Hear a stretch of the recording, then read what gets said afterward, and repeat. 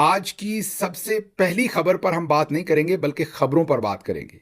शायद ही इससे पहले हमारा कोई वीलॉग हो जिसमें एक वीलॉग में इतनी सारी बड़ी खबरें हों। आज इस वीलॉग में बहुत सारी बड़ी बड़ी और अहम खबरें हैं, तो दिल थाम कर सुनिएगा। और हमारी स्पीड थोड़ी तेज़ होगी क्योंकि खबरें काफ़ी सारी अहम हैं, उन तमाम को कवर करना है इस वीलॉग में। और एक से बढ़कर एक बड़ी और अहम खबर है आपके लिए। सबसे पहली और जो बड़ी खबर है वो अमेरिका ने जो पाकिस्तान पर नई वार्निंग या पाबंदी, आप उसे पाबंदी भी कह सकते हैं, वार्निंग भी कह सकते हैं, जो जारी कर दी है। जी हाँ, पिछले चंद दिन से आप ये सुन रहे थे, रॉयटर्स ने एक स्टोरी भी की थी कि शायद अमेरिका अफगानिस्तान और पाकिस्तान के ऊपर सफरी पाबंदी लगाने जा रहा है, ट्रैवल बैन लगाने जा रहा है। और उसके ऊपर बहुत सारी चैमगोइयां हो रही थी, लेकिन उन चैमगोइयां के बिल्कुल बीच में आज अमेरिका ने पाकिस्तान के बारे में एक ट्रैवल एडवाइजरी जारी कर दी। आज जब हम ये कह रहे हैं, मतलब इतवार को नहीं, क्योंकि अमेरिका टाइम के मुताबिक पीछे है, तो अमेरिका ने ये ट्रैवल एडवाइजरी हफ्ते वाले दिन जारी की है। और ट्रैवल एडवाइजरी होती क्या है, जिन लोगों को नहीं पता, जिनको पता है उनको तो जाहिर है, हमारे ऐसे नाजरीन भी हैं जिनको नहीं पता, उनको क्विकली बता दें कि अमेरिका जब किसी मुल्क को ये समझता है कि वहाँ पर अमेरिकी शहरी अगर सफ़र करें तो वो महफूज नहीं है, ये टेररिज्म भी वजह हो सकती है, ये उनकी आपस की दुश्मनी भी दो मुल्कों की हो सकती है, ओवरऑल एनवायरनमेंट भी हो सकता है, किसी भी वजह से जब अमेरिका किसी भी मुल्क के बारे में ट्रैवल एडवाइजरी जारी करता है तो ये एक बहुत ही अहम, आप ये कहिए कि मार्क होता है, या एक बहुत ही अहम ये एक वाकया होता है उस मुल्क के लिए, क्योंकि फिर पूरी दुनिया जो है उस मुल्क को उस नज़र से देखना शुरू कर देती है। अमेरिका के शहरी तो इज्तनाब करेंगे ही करेंगे पाकिस्तान की तरफ ट्रैवल करने को, लेकिन बाकी दुनिया के भी तमाम वेस्टर्न वर्ल्ड स्पेशली वो इसी पर बेस करके अपने अगले फैसले करती है ट्रैवल के। तो जो बिजनेसमैन, वैसे तो माशाल्लाह इस वक्त पाकिस्तान की तरफ पहले ही कोई तशरीफ़ नहीं लेके आता, लेकिन अगर किसी ने कोई प्लान बनाना भी था तो इस ट्रैवल एडवाइजरी के बाद वो भी 10 दफ़ा सोचेंगे कि अब हमने पाकिस्तान आना है कि नहीं। तो ये एक बहुत बड़ा लैंडमार्क किस्म का डिसीजन होता है। वैसे कुछ लोग ये भी कहेंगे कि नहीं, इतना बड़ा भी नहीं होता, एडवाइजरीज तो जारी होती रहती हैं। शायद उन मुल्कों के लिए ना होता हो जहाँ पर बहुत ही लोगों की कोई ज़रूरतें हों वहाँ पर ट्रैवल करने की, या लोग इन एडवाइजरीज़ के बावजूद ट्रैवल करते हों। पाकिस्तान तो आपको पता है कि हिंदुस्तान की टीम खेलने नहीं आती, और अब जब इस तरह की एडवाइजरी इशू हुई होगी तो कई और मुल्कों की टीमें कहेंगी कि हम खेलने क्यों आए।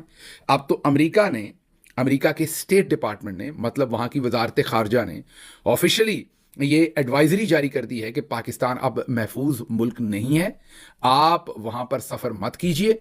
और उन्होंने स्पेसिफिकली इलाके भी बताए हैं कि आपने बलूचिस्तान नहीं जाना, आपने खैबर पख्तूनख्वा नहीं जाना, और ओवरऑल भी लिखा है कि पाकिस्तान के सिक्योरिटी के सूरत हाल जो है वो बहुत ख़राब है।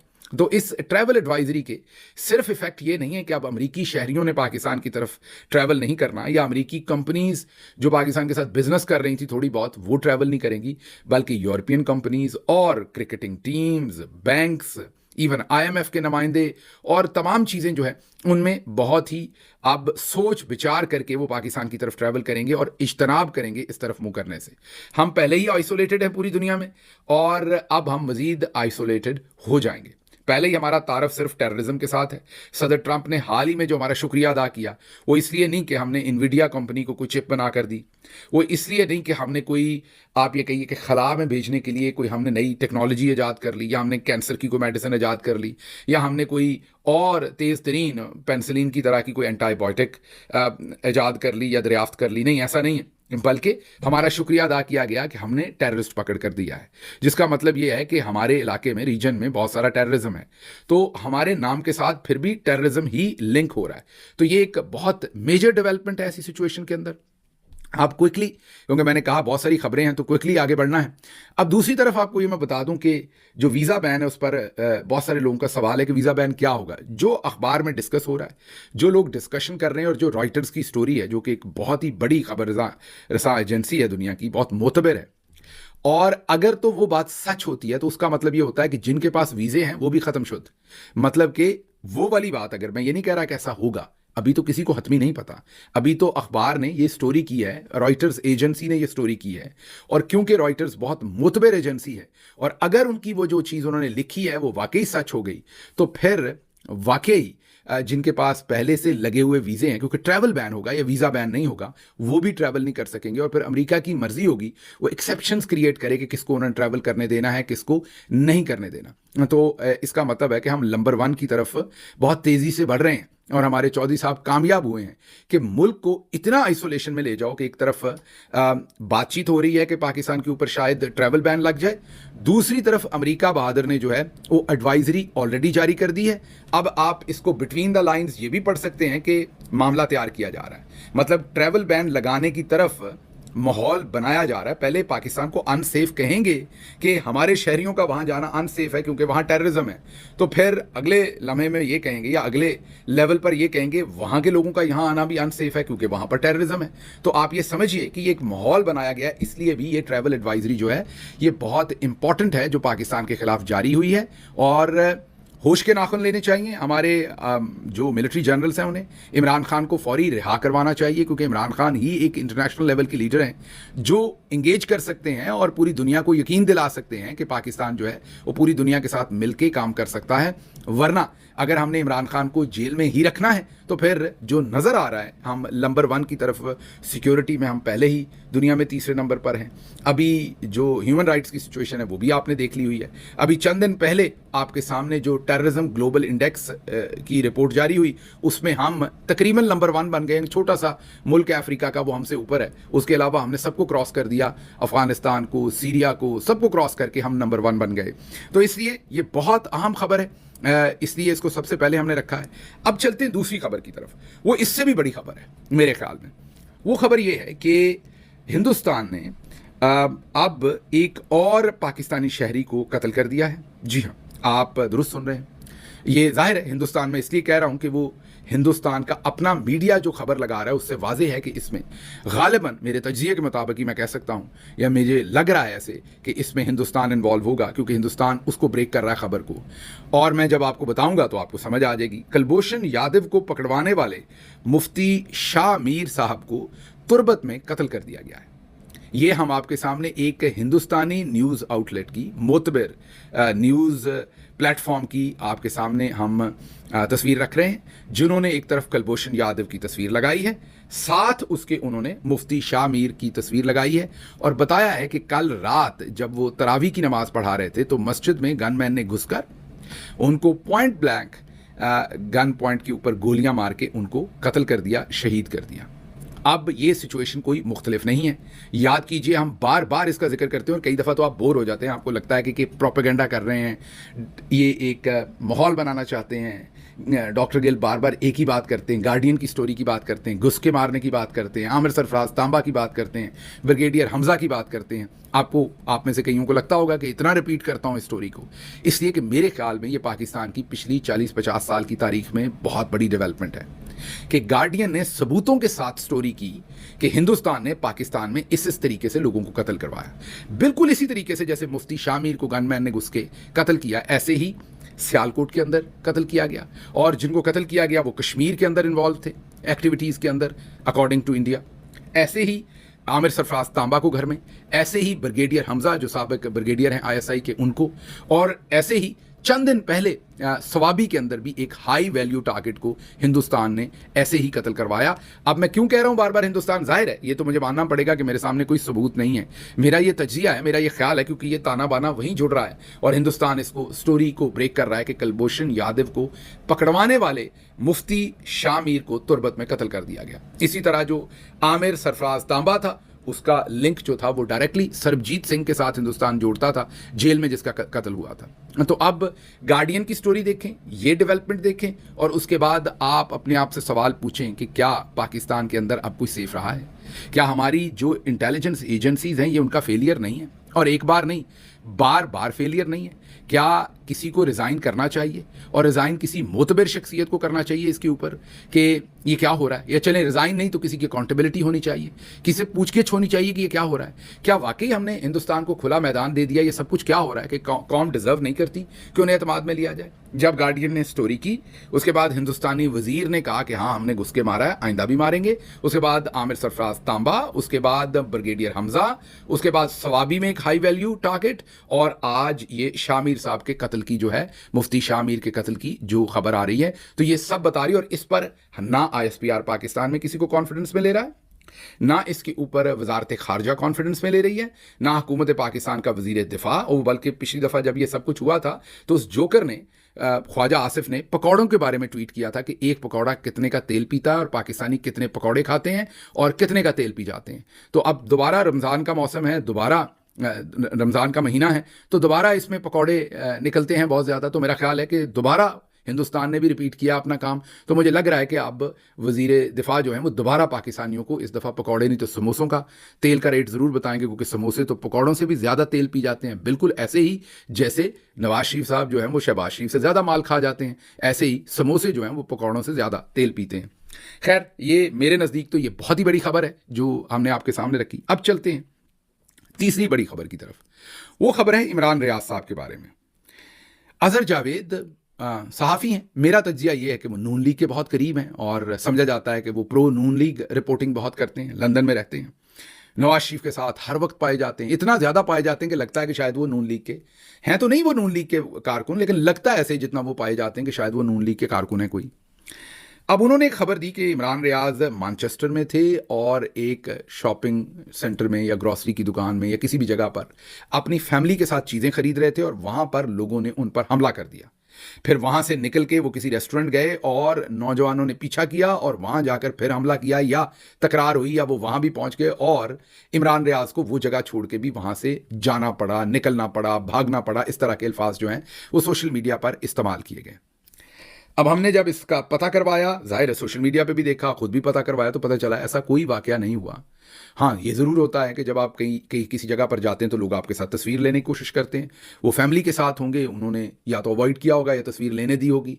सो इतना सा वाकया हुआ, मतलब कि उनके कोई परस्तार थे, उनके कोई चाहने वाले थे, उनसे कोई मोहब्बत करने वाले थे, बिल्कुल भी हरगिज़ उनके साथ कोई बदतमीज़ी करने वाला वाकया हमारे इल्म में वहाँ से कम अज़ कम अभी तक नहीं आया। अगर कोई ऐसी चीज़ होती तो हम आपसे ज़रूर शेयर करते और उसकी मजम्मत करते अगर ऐसा कुछ हुआ होता। लेकिन ये बेपरकी थी और मौका पर मौजूद नौरीन खान साहबा का बयान भी आ गया सोशल मीडिया पर, जो वहाँ मौजूद थी, और उन्होंने कहा मैं साथ थी, ऐसा कोई वाकया नहीं हुआ।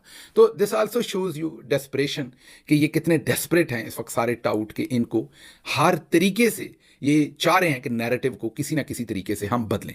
अच्छा, अब चलते हैं अगली खबर की तरफ, क्योंकि ये खबर तो हो गई इमरान रियाज साहब का, तो हमने आपको बताया कि वो महफूज हैं, उनके बारे में ये गलत खबर दी गई।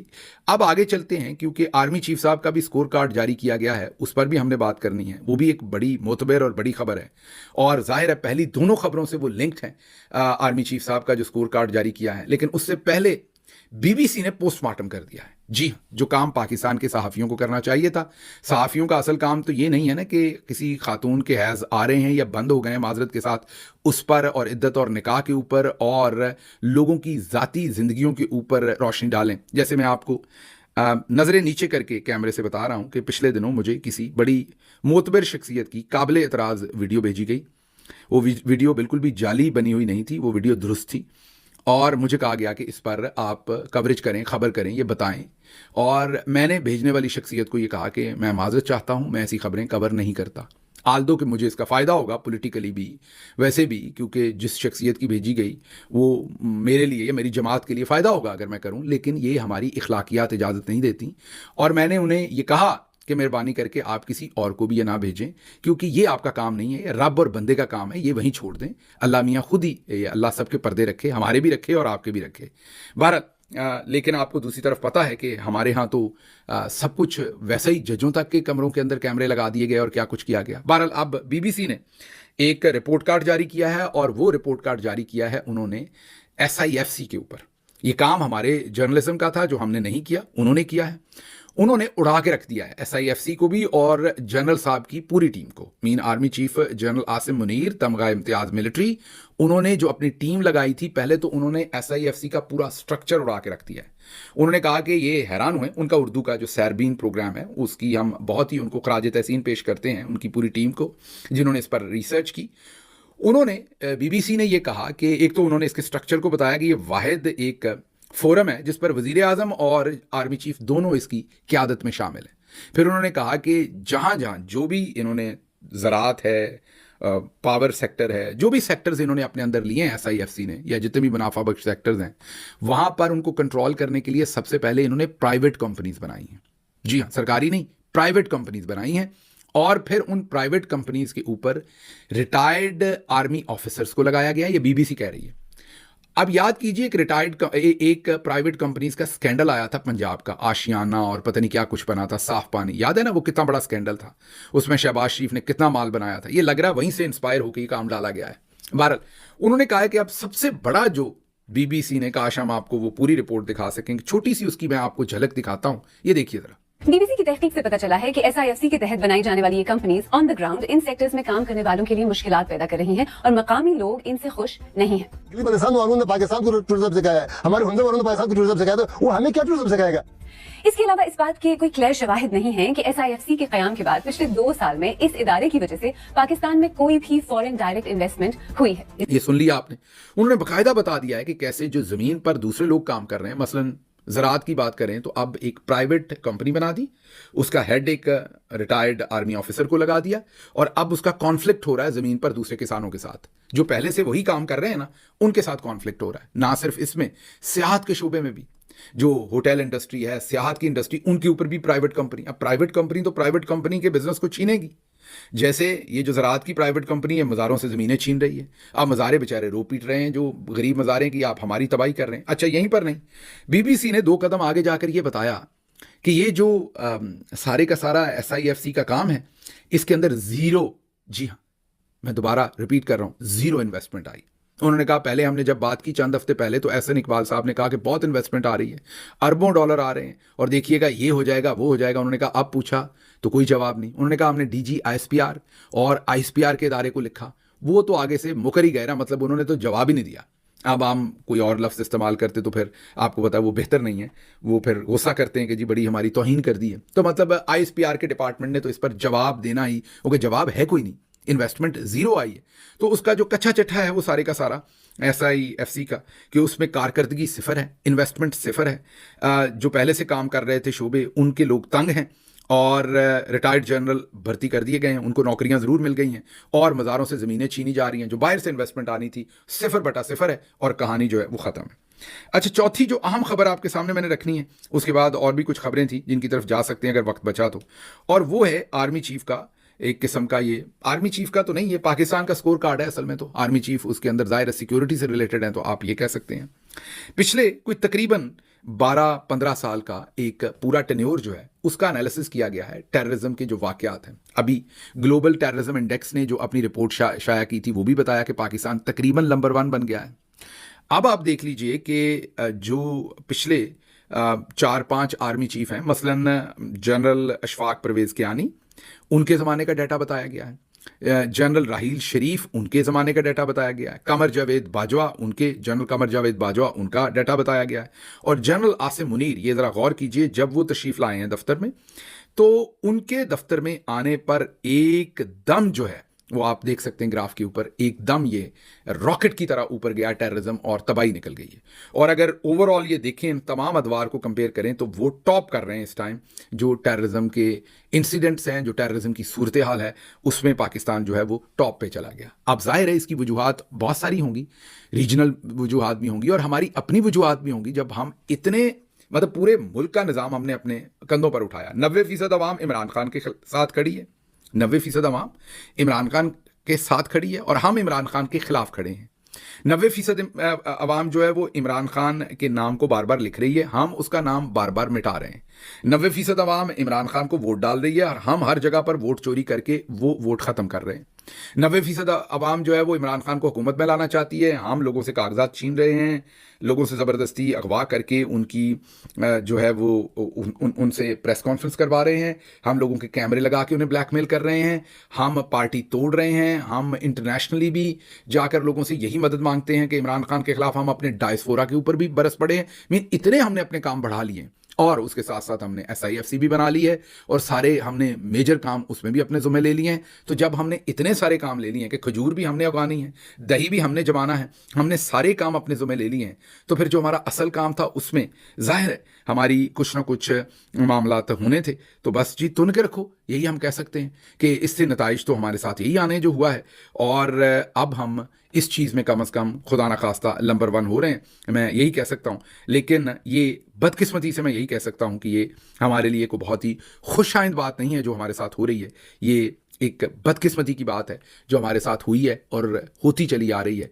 खबरें और काफ़ी सारी थी छोटी छोटी, उनके ऊपर मैं बात करना चाहता था, लेकिन वीलॉग फिर लंबा हो जाता है। ये 4 मेजर खबरें थी अभी की जो डेवलपमेंट हुई हैं, और मैं यही कहूँगा कि होश के नौकन लेने चाहिए, हमें रिकन्सिडर करना चाहिए हम अपने मुल्क को किस तरफ लेके जा रहे हैं। अगर हम इसी रवश पर चलते रहे तो पाकिस्तान का खुदा न खास्ता हम इतना नुकसान कर रहे हैं जो कई दफ़ा फिर जो लम्हों की ख़ताएँ हैं वो सदियों ने उसकी सज़ा जो है वो भुगतनी है। मुझे इजाज़त दीजिए। अल्लाह आपका हामी और नासिर हो। पाकिस्तान जिंदाबाद।